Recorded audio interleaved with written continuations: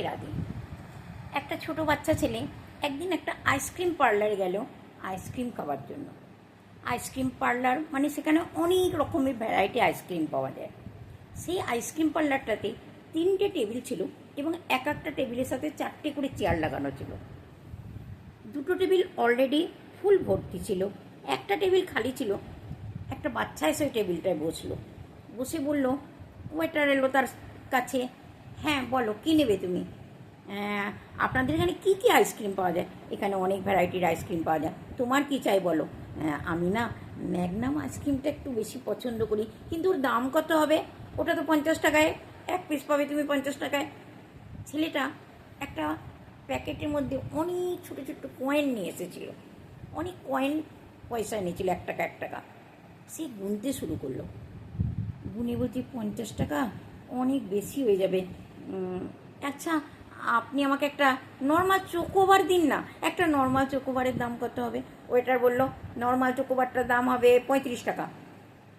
তো ছেলেটা বলছে 35 টাকা। সে আবার কয়েনগুলো গুনতে শুরু করলো। ওদিকে পার্লার মালিক ওয়েটারকে ডেকে বলছে, এই ছেলেটা কী চাইছে? ওকে তাড়াতাড়ি করে বিদা করো, ও একটা টেবিল জুড়ে বসে আছে, বাইরে দেখো কত কাস্টমার দাঁড়িয়ে আছে, ওদেরকে ডেকে নিয়েছো, ওদেরকে বসাও। ওয়েটারটাও চিন্তা করছে, বাইরে যে কাস্টমাররা দাঁড়িয়ে আছে, ভালো ভালো কাপড় জামা পরে দাঁড়িয়ে আছে, তারা এলে ওকে টিপস দেবে, আর এই ছোটো বাচ্চাটা কী দেবে? শুধু শুধু টাইম খারাপ করছে। সে আবার কয়েন গুনতে শুরু করলো, কেননা 35 টাকা একটা নর্মাল চকোবারের দাম। তখন সে গুনে ওয়েটারটা বললো, তাড়াতাড়ি করো, তুমি সময় খারাপ কেন করছো? আরও কাস্টমার আসবে তো, দেখো বাইরে সব কাস্টমার রয়েছে, তুমি টেবিল খালি করো, তাড়াতাড়ি করে বলো তোমাকে কী দেবো। আমি দেখছি আমার কাছে কত টাকা আছে। ছেলেটা আবার সব টাকাগুলোকে গুনলো, গুনার পরে বলল, আঙ্কেল আমাকে না একটা নর্মাল চকোবারই দিয়ে দাও, 35 টাকাওয়ালা একটা নর্মাল চকোবার দিয়ে দাও। আমি না ম্যাগনাম আইসক্রিমটা খাবো না, অনেক দাম তো, ওইটা আমি খাবো না। ওয়েটারটা বললো, ঠিক আছে ঠিক আছে, আমি এনে দিচ্ছি বলে ওয়েটারটা গিয়ে একটা নর্মাল চকোবার নিয়ে এলো। চকোবার এনে একটা ট্রের উপরে রেখে টেবিলের উপরে ধাম করে রেখে দিল। কেন না, তার রাগ হচ্ছে, জানে তো এই বাচ্চা ছেলে এ কী করবে।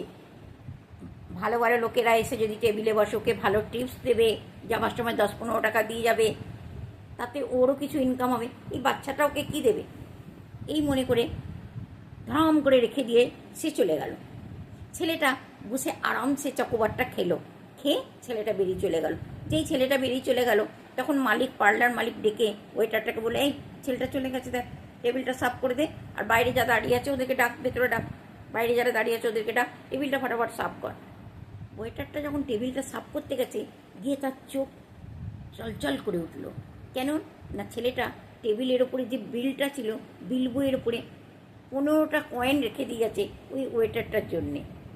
সে পারলে ম্যাগনাম আইসক্রিমটা খেতে পারতো, কিন্তু সে টিপস দেবে বলে সে খায়নি। সে 15 টাকার টিপস তার জন্য রেখে দিয়ে গেছে। দোস্ত, এই কাহানির থেকে আমরা কি শিখলাম?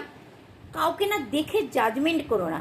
ওয়েটারটা জাজমেন্ট করেছিল, ও আমাকে কি টিপস দেবে, কিন্তু দেখেছে ওরও একটা মন আছে, ও জানে যে ওয়েটারদেরকে একটা টিপস দিতে হয়। সেই জন্যে ওপর থেকে দেখে কাউকে জাজমেন্ট করো না, সবার ব্যবহার দেখো, আন তক যাও, লাস্ট পর্যন্ত দেখো, তারপরে কাউকে জাজমেন্ট করো।